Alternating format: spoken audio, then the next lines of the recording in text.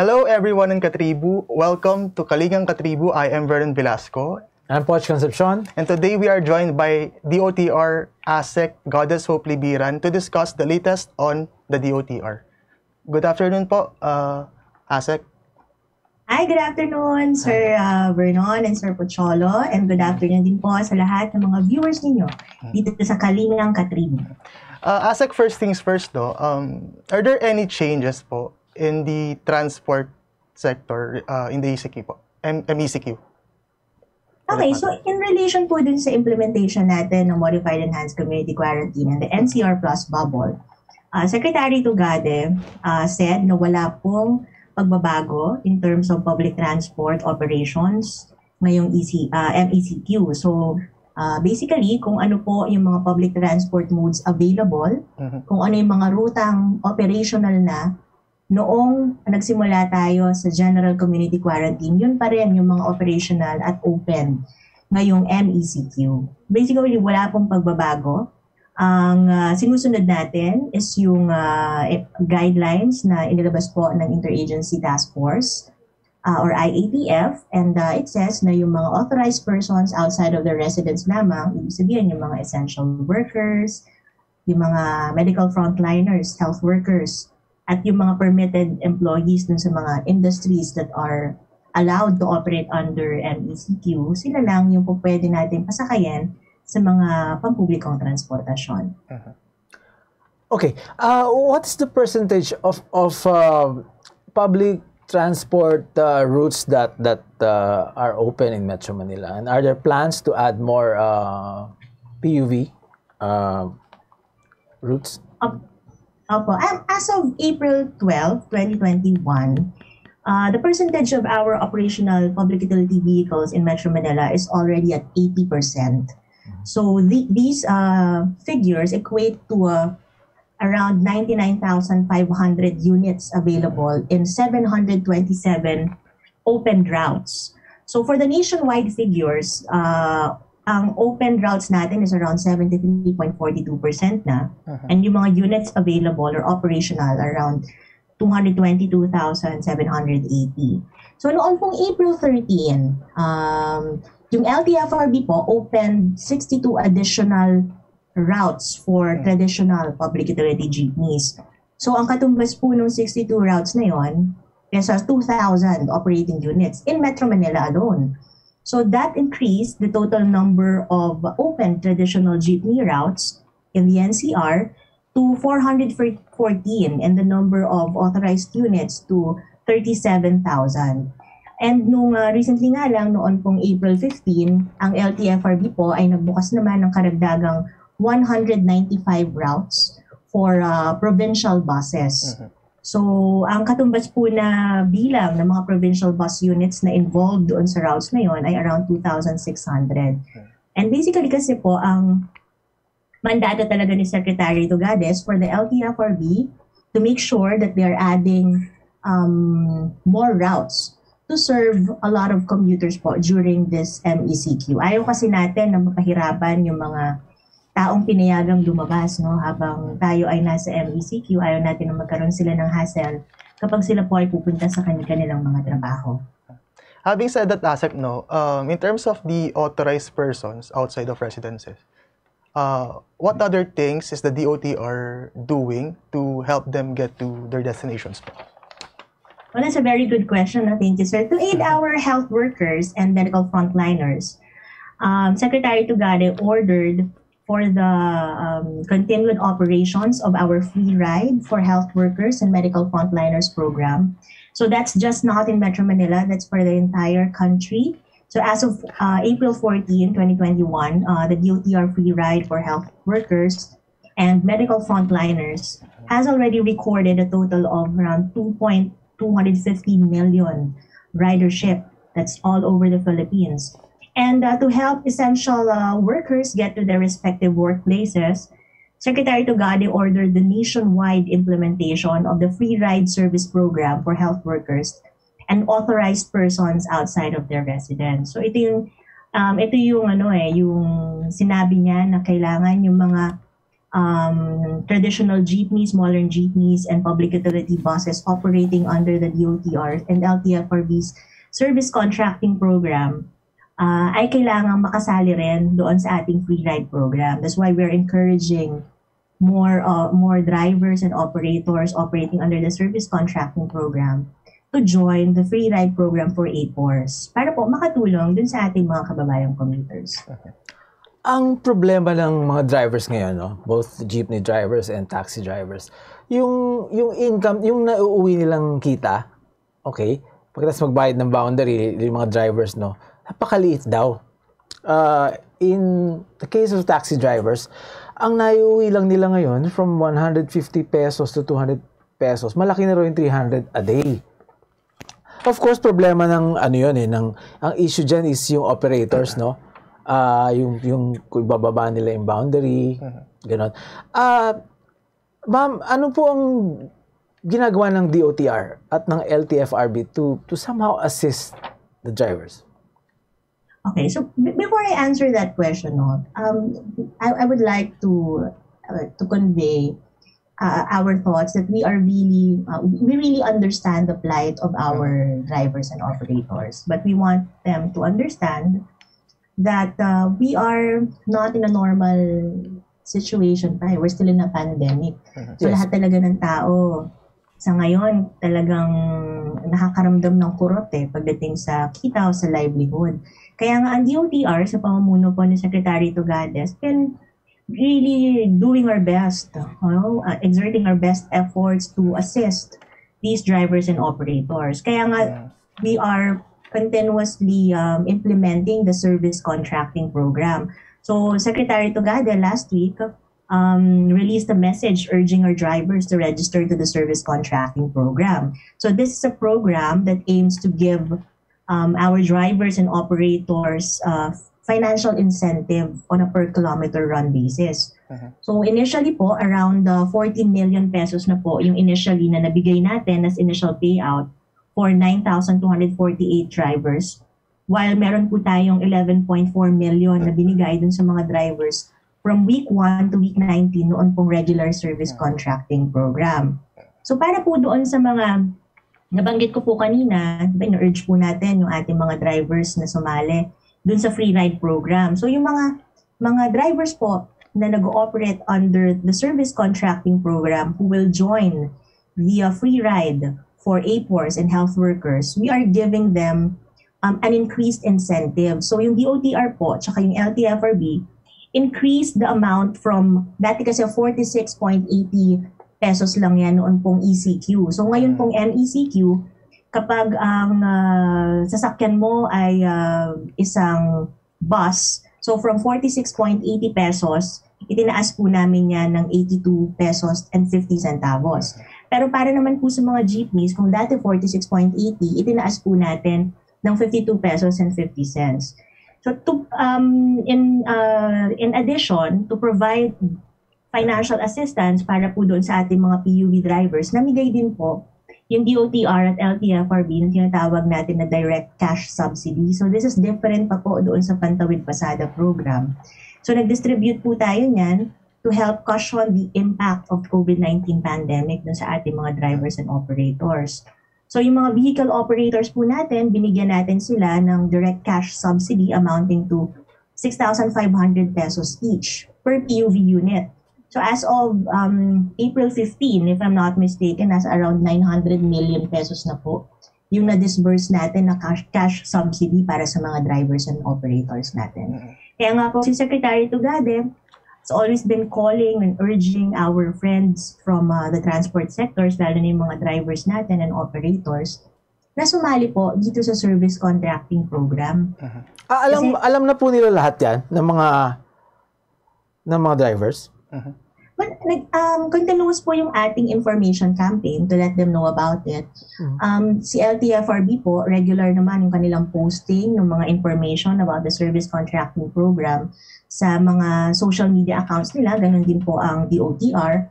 And humingi rin po tayo ng tulong sa Presidential Communications Operations Office, pati po kay Presidential Spokesperson Harry Roque para po i-disseminate ito sa lahat ng mga kaibigan nating tsoper.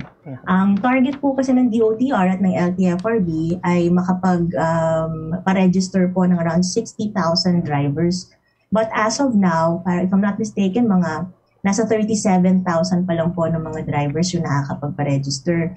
Kaya po sinasabi ni Secretary Tugade, wag nating sayangin itong oportunidad na to para makasali at para matulungan kayo ng gobyerno. Kasi yung additional incentive or yung additional na kita, ano din po yan, makakatulong din po yan para pandagdag nila dun sa pambili ng kanilang pagkain, yung mga essential na pangangailangan po nila sa kanilang mga tahanan para makatulong sa pamilya nila. So wag po nilang palampasin, check lang po nila yung official Facebook pages ng DOTR and LTFRB para po malaman kung ano po yung steps saan sila kailangan pumunta para makapag-register po dito sa programa nila.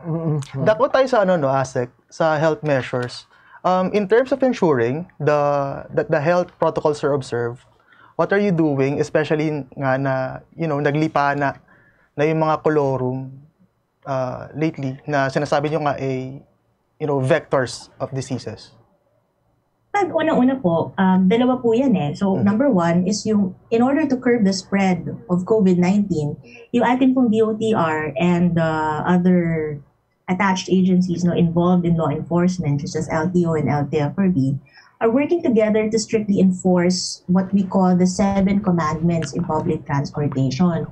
So yung Interagency Council for Traffic po natin, or IAC, they're intensifying their operations to ensure the strict implementation of those 7 commandments. So kagaya po nung pagsusuot ng face mask, pagsusuot ng face shield, yung bawal magsalita o kumain kapag ikaw ay nasa loob ng pampublikong sasakyan, and even yung hindi po pagpapasakay, lalo na dun sa mga tren ng mga pasahero na nag-exhibit ng kahit anong symptom ng COVID-19. So yan po yung ating ipinatutupad ng maayos at stricto dun sa ating mga modes of public transport. Apart from that, pinaiigting din po natin yung ating operation against colorum vehicles. Kasi po, 2 weeks ago, nakarating sa amin yung report na merong ilang mga sasakyan o mga vans and trucks, to be precise, na ginagamit dun sa tinatawag natin na COVID smuggling. Sabi nga po ni Secretary Tugade, they're putting in jeopardy the safety and the health of our kababayans. Kasi nga po, yung iba, dahil nga po ngayon tayo ay nasa MECQ, meron po mga restrictions so kung sino yung pwedeng lumabas at bumiyahe. Siyempre, yung iba nating mga kababayan, they see this colorum operations as yung mga easy fixes. Kumbaga, siyempre, pag sasakay ka po ng colorum na sasakyan, hindi naman isi-screen yung health mo eh. Hindi rin naman nila pinipigilan kung may bata o senior citizen na sasakay dun sa sasakyan. No? So, hindi natin nababantayan. Kaya sabi nga po ni SecArt, okay yan, naiintindihan namin na mahal niyo yung pamilya niyo, yung mga kamag-anak niyo, and you really want to be with them. Lalo na nung 2 weeks ago, nag-Holy Week tayo. Kaya lang, syempre, isipin din natin na sana pasalubong lang talaga yung bitbit mo nung umuwi ka. Paano kung ang bitbit mong pasalubong ay COVID? So dapat nga, yun ang iiwasan natin. Let us start thinking about other people. Let's start thinking about the yung welfare ng ating pamilya at mga mahal sa buhay. Kaya dapat tigilan po natin. I hate to cut off your discussion, no, Asek, but we're gonna have more of DOTR when we come back.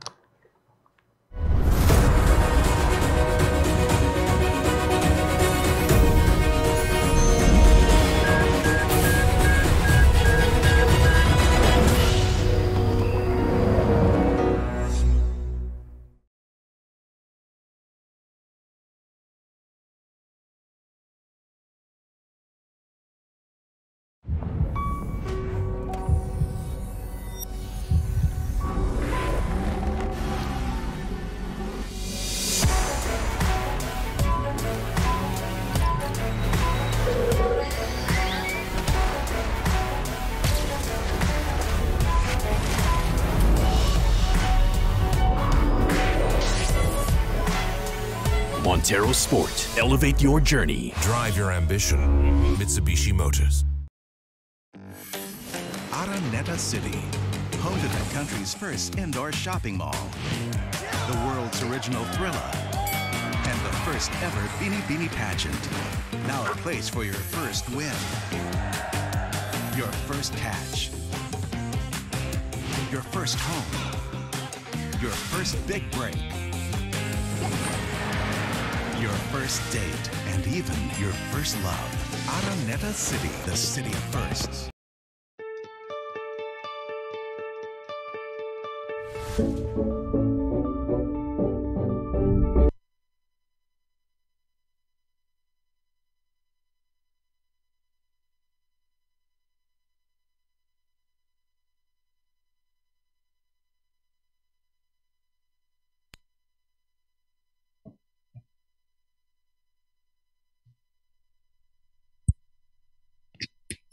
Forum. At merong mga reports ng smuggling of passengers inside vehicles. Bakit kaya may mga ganito? And what is the DOTR doing about this? Well, as mentioned po earlier, na talagang, syempre, siguro dahil medyo napapagod, nababagod sa bahay dahil medyo matagal na nga yung ECQ natin, yung MECQ. So, merong mga probinsya na hindi pa po binubuksan yung kanilang mga borders para sa mga iba nating kababayan. Siguro hindi sila makauwi using legal public transport. That's the reason why they opt to use these colorum vehicles na nag-ooperate. Actually, nakita po namin yan sa yung may mga gumagawa niyan sa Facebook. So may mga pinopost po sila ng mga links, like for example, sinong gustong umuwi ng Bicol diyan, may schedule kaming pag-uwi ganitong oras, ganitong araw, magbabayad ka lang ng per head, no? So syempre, given na hindi naman strict yung health screening kapag mga kolorum yung sasakyan, walang nag-check ng temperature, pati yung mga age ng mga sumasakay. So, yun po yung ginagamit ng iba natin mga kababayan para nga makalusot.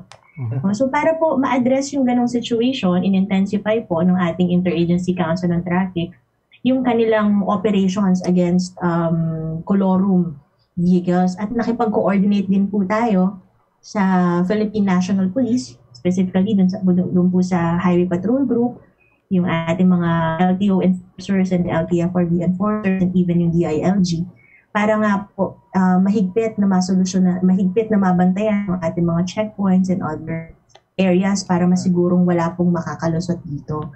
So based on the data po from the Interagency Council for Traffic or IAC, a total of 194 colorum vehicles were apprehended po from January to April 12, 2021. So yung operations po nun covers NCR, yung Region 4A, ganoon din po yung sa Region 3, and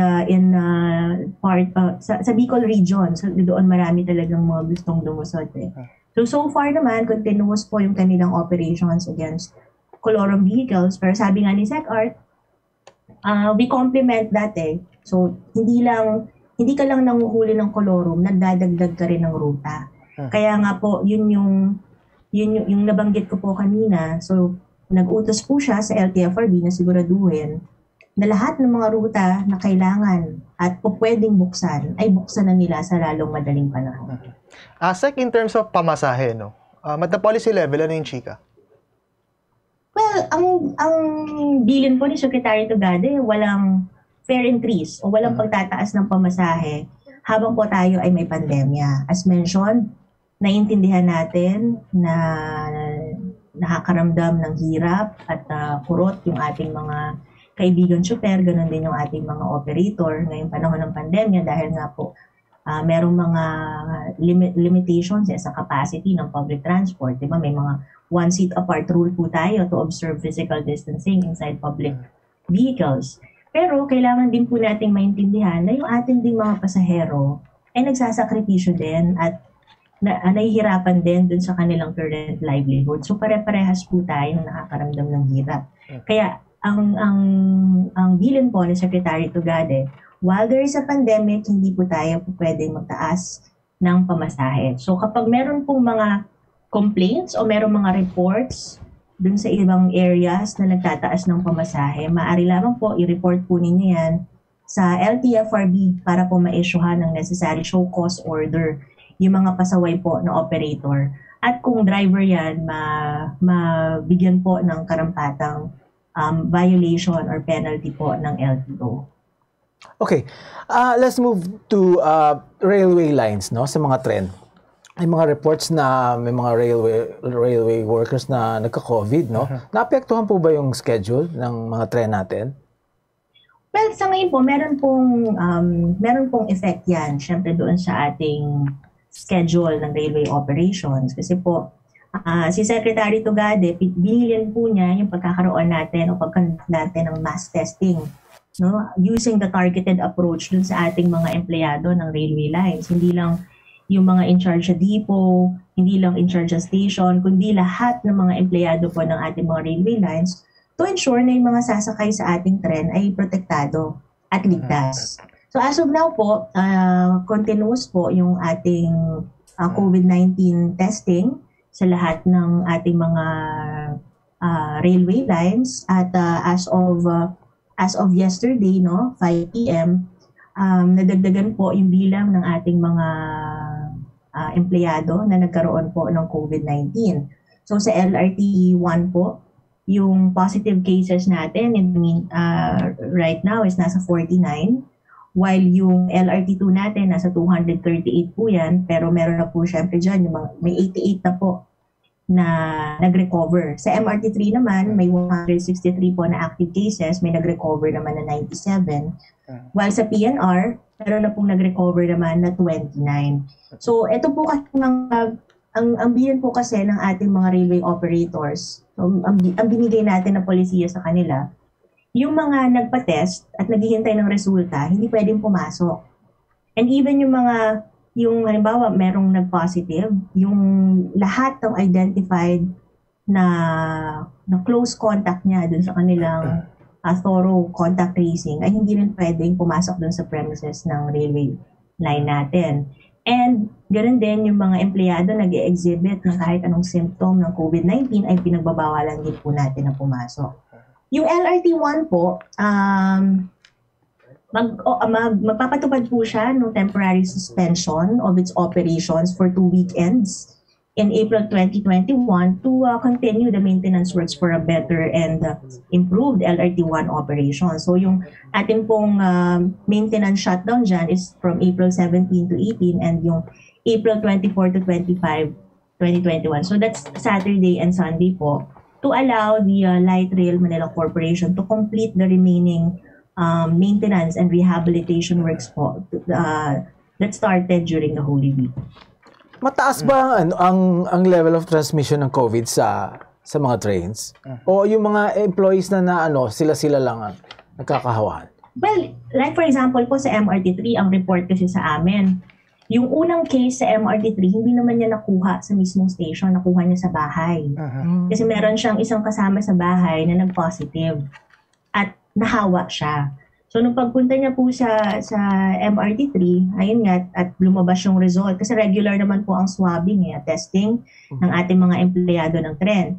So, nung nagpa-test po siya at siya po ay nag-positive, immediately, nag-conduct po ang MRT3 ng contact tracing. So, may mga na-identify na, if I remember it correctly, nasa 25 na mga personnel yung meron siyang close contact. Pinatest lahat yon at doon napag-alaman na merong 4 o 5 na nag-positive. So, initially, ang report sa amin galing sa bahay, galing sa community, hindi naman actually galing doon sa station po. Okay. In fairness with the DOTR, dako tayo sa build. In fairness with the DOTR, it has been relentless and it has been, continuous in its in the government's build program. Sabi nga kanina ni ASEC, lilipad sila sa Calbayog, to inaugurate an airport there. Tell us, ASEC Goddess, what other big ticket projects are you looking forward to completing this year?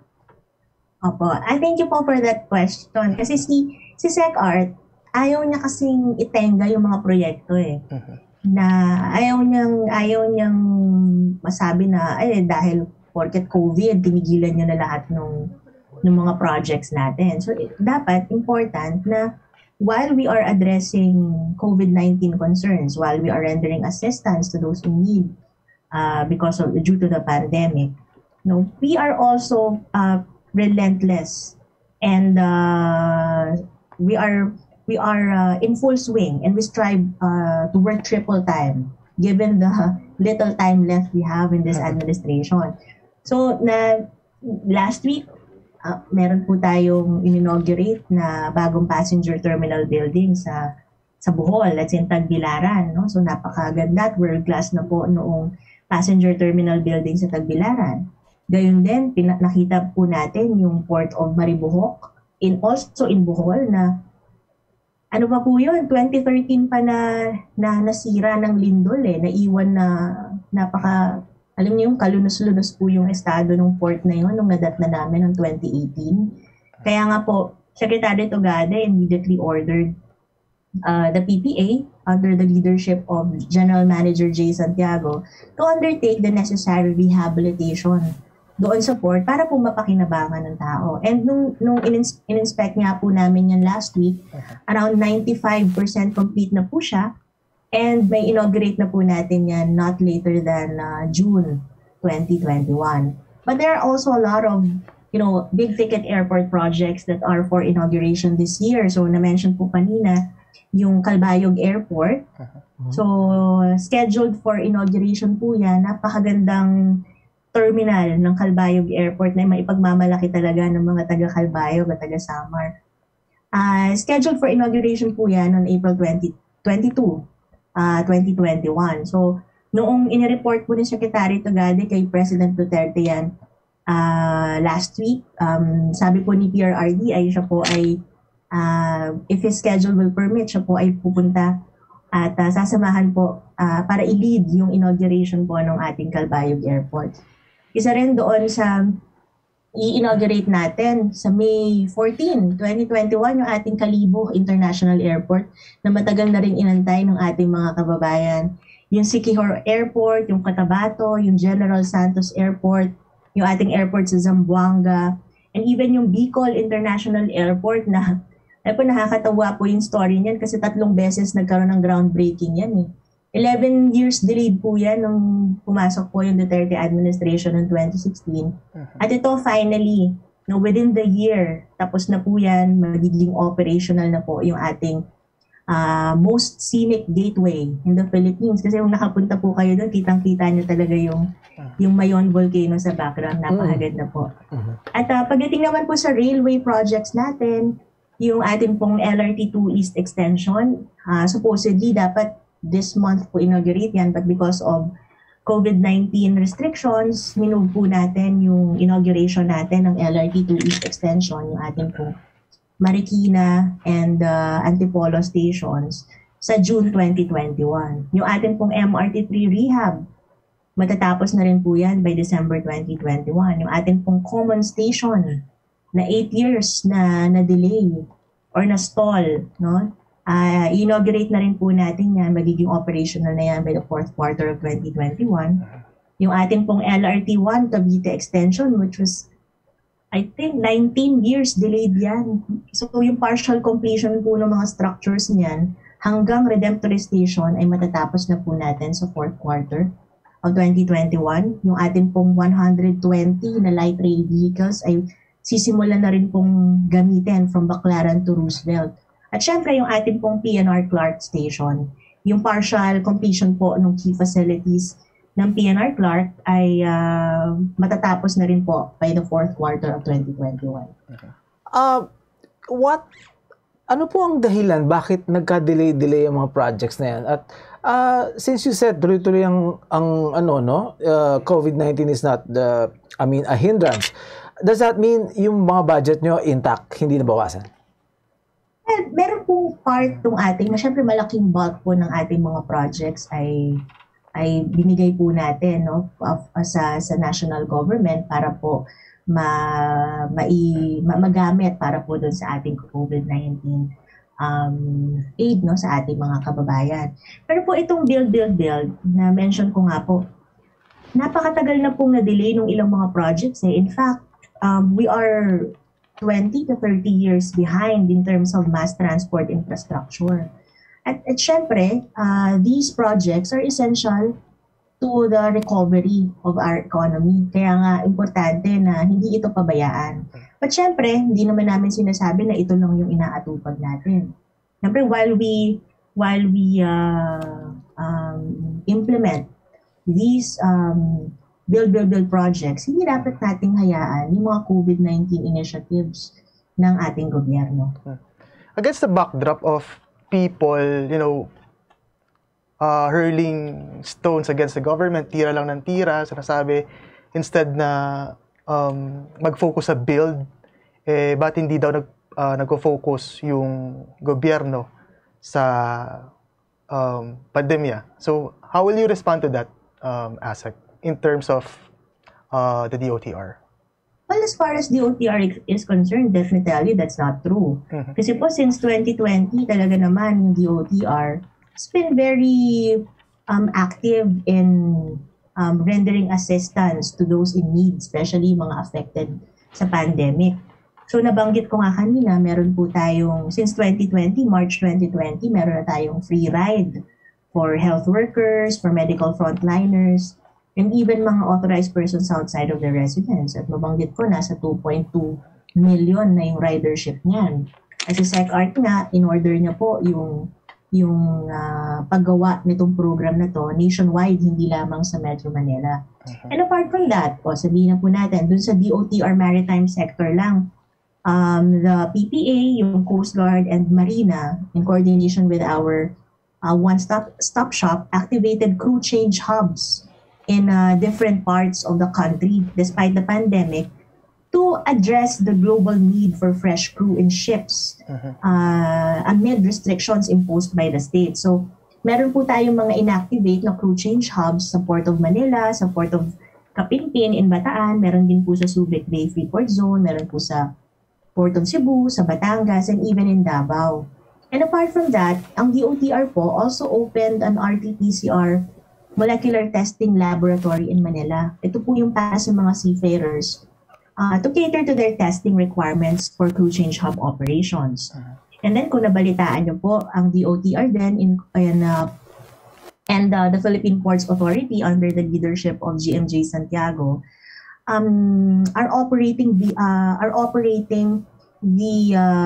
quarantine hospitals or isolation facilities, no? So last year po, meron po tayong itinayo na dalawang quarantine facilities. One is in Eva Macapagal Super Terminal in North Harbor at yung isa naman ay din sa Port of Kapinpin in Orion, Bataan.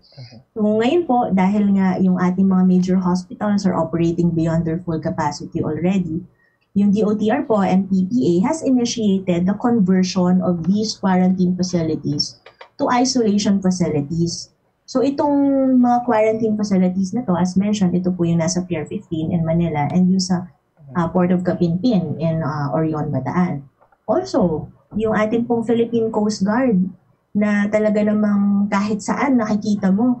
Yung PCG po natin provided free COVID-19 testing for returning Filipino seafarers and even yung mga overseas Filipino workers natin under the Bayan Hand to Recover as One Act. So as of April 15, 2021, yung Philippine Coast Guard po has already conducted a total of 810,860 RT-PCR swab tests to various individuals including OFWs and returning passengers. So yung DOTR din po also assisted in the transport arrangements of yung mga locally stranded individuals natin, yung mga OFWs natin who were stranded in Metro Manila under the Hatid Tulong Program. So as of April 16 po, nasa mga 530,000 na po yung natulungan natin na makabalik dun sa kanilang mga provinces via air, land, and sea travel. At ito po, DOTR, sabi nga ni Secretary Tugadi, hindi lang kami puro sa operations and policy. Tumutulong din kami sa pag-generate ng income ng national government. In fact, in 2020 po, yung DOTR, along with yung ating mga attached agencies like the PPA, yung ating MIAA, yung Manila International Airports Authority, yung CAAP, yung Cebu Ports Authority, and even Mactan Cebu Airport, among others. Dividend. They have remitted a total of 19.27 billion pesos in dividends to support the government's spending measures amid the COVID-19 pandemic. So yan po yung mga ginagawa ng DOTR para po asistihan yung ating mga kababayan during the pandemic. So hindi po totoo na yung iba kasi nababasa ko, sinasabi nila, bakit bil, di naman nakakain. Ganun yung mga sinasabi na. Pero hindi po totoo yun. Ang ginagawa natin, while hindi natin pinababayaan yung pagtatayo nitong mga infrastructure projects na to, which is also very vital for the recovery of the economy.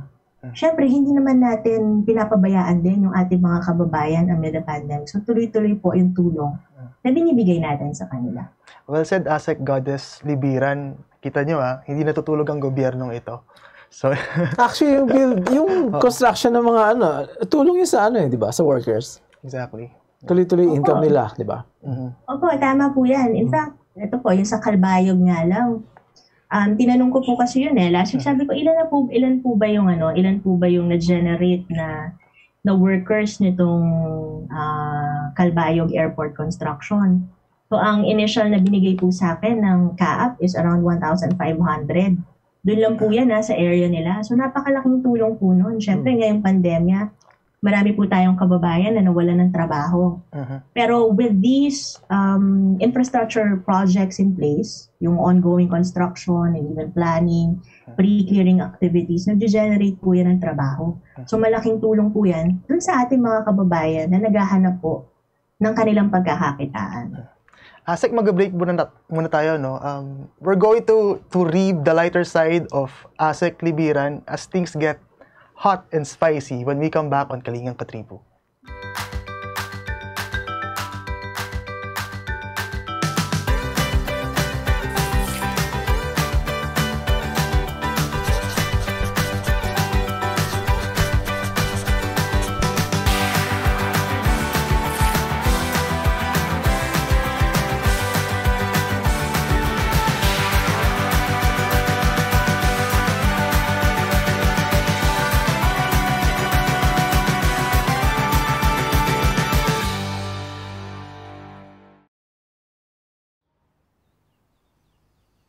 Magsha-shopping na lang ako! #143SM. Call to deliver. Hello, can you get the following? One pink chair, bed sheets, na pink yung sofa, tapos slide, size 8, pajamas na blue. Oh, don't forget my #143SM. Call to deliver. Wait lang, okay ba yan? Anything at the SM store, ma'am. Call to deliver. Kuya, pwede rin ba ako magpa-deliver sa ate ko sa Taguig, tapos sa friend ko sa Davao, tsaka sa cancel ko sa Lipa? Okay ba yan? Kahit saan po, pwede kami mag-deliver. Call to deliver.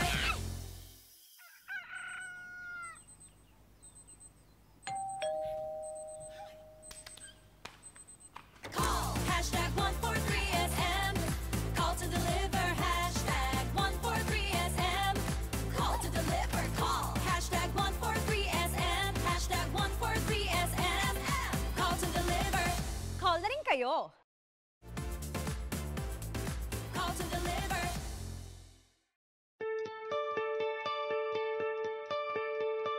You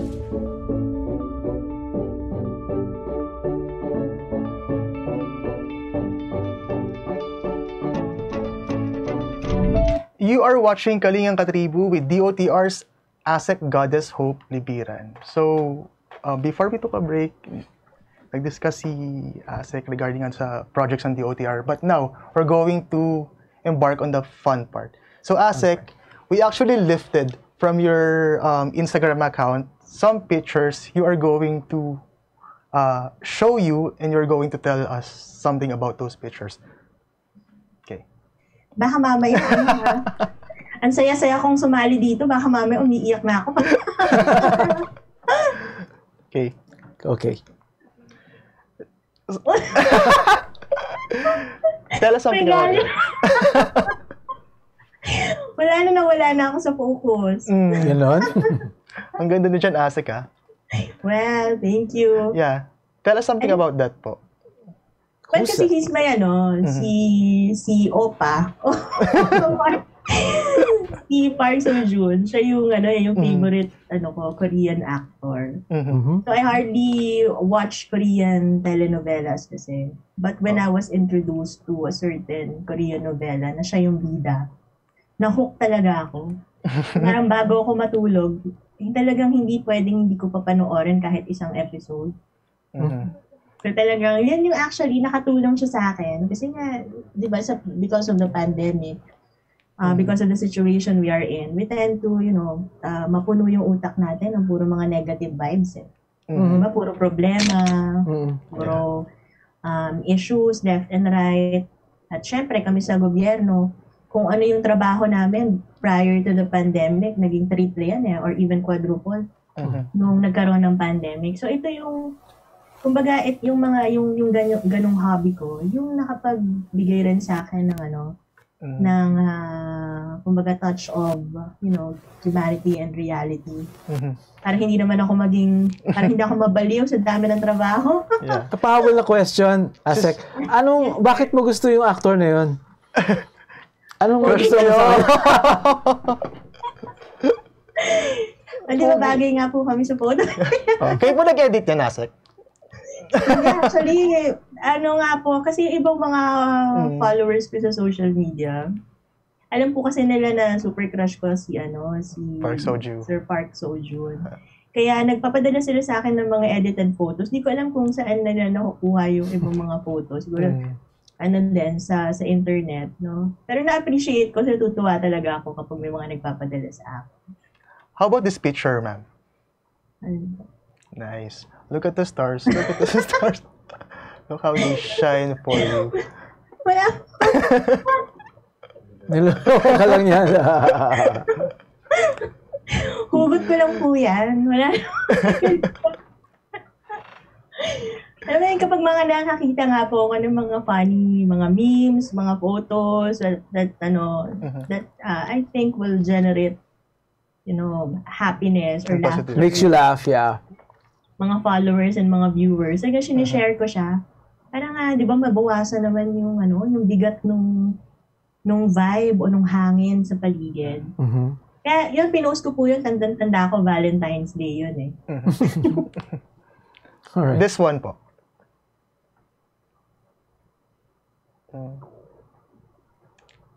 There. Wow. Is that you when you were... How many years apart po, Goddess? Yan? Siguro mga... Kailan ba? Yung nasa left side kasi, that was me in college. Siguro mga third year college ako niyan. Sobrang, alam niyo na, sobrang abala ako sa pag-aaral noon. So, talagang hindi ako masyadong kumakain. Kasi hindi pa ako nag-take ng public transport na natatandaan ko, nag-jeep. And even yung mga LRT, MRT3, sinasakyan natin. Kaya marami talagang exercise eh. Ayan. So, syempre, nung tayo ay medyo nagkaroon na ng edad, medyo bumagal na rin yung metabolism natin, hindi na tayo masyado nakakapag-exercise. Kaya, ayun, looking back lang. Pero I disagree, ASEC, kasi kahapon, meron ang bomba picture na something na talagang pasabog. Can we go to that trend? Pinapawisan tuloy ako sa inyo eh. Hindi. Ito po muna. Ayan muna. Penultimate picture. Okay. Ayan. Okay. That was me when I graduated from the University of Sydney. That was in 2013. Mhm. So that's actually the turning point of my life. Mhm. Nakapasok ako sa Sydney, University of Sydney. I took up Master of Strategic Public Relations through a scholarship. Okay. It was a grant given by the Australian Agency for International Development. So, ang dami-dami mga nag-apply nun. Pero fortunately, by God's grace, nakuha po tayo as one of the scholars. At natapos po natin yan. Yeah. At one of the happiest moments in my life. Mhm. Ito na po, Goddess. Oh! Sabi ko na nga ba eh. Yeah. Ano po yan? Nung Saturday, syempre, matagal na tayong hindi. Dumaan po kasi yung Holy Week. Hindi man lang ako nakapag-swimming, wala man lang bakasyon, syempre. So, nung nagkaroon po tayo ng time para makapag-unwind for a little bit, ng weekend naman, and early morning, di ba na-mention ko kanina, hindi rin tayo masyado nakakapag-exercise. So, I took the opportunity na mag-swimming. So, may mga iba pang tao nagtatanong bakit daw ganyan yung suot ko.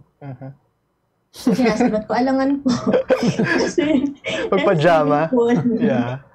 Hindi po, syempre, ang masama dyan, kapag naka-bikini ako sa kapag nasa formal dinner or event. Correct. Syempre, nasa swimming pool po yan eh. And it's a weekend, it's a Saturday.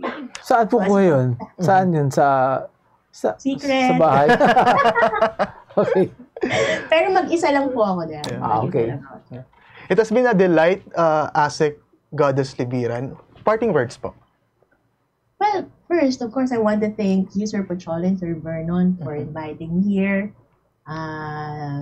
in this light interview where I was given the opportunity to inform the public of what's of the projects and services being offered by the Department of Transportation under the resolute leadership of Secretary Tugade. So salamat po at natulungan nyo kami na ipaabot sa ating mga kababayan itong mga proyekto po ng DOTR. At sana po marami pang mga journalists and mga reporters yung tumulad po sa inyo dito sa Daily Tribune. And we really appreciate your help po in helping us. We really appreciate your help po dun sa pag-disseminate ng information about the DOTR. So, thank you very much po and God bless you and more power po to everyone. Maraming salamat po. ASEC Goddess Hope Libiran ng Department of Transportation. Thank you! And that's it for today's Kalingang Katribu. My name is Vernon Velasco. I'm Poch Concepcion. Good afternoon.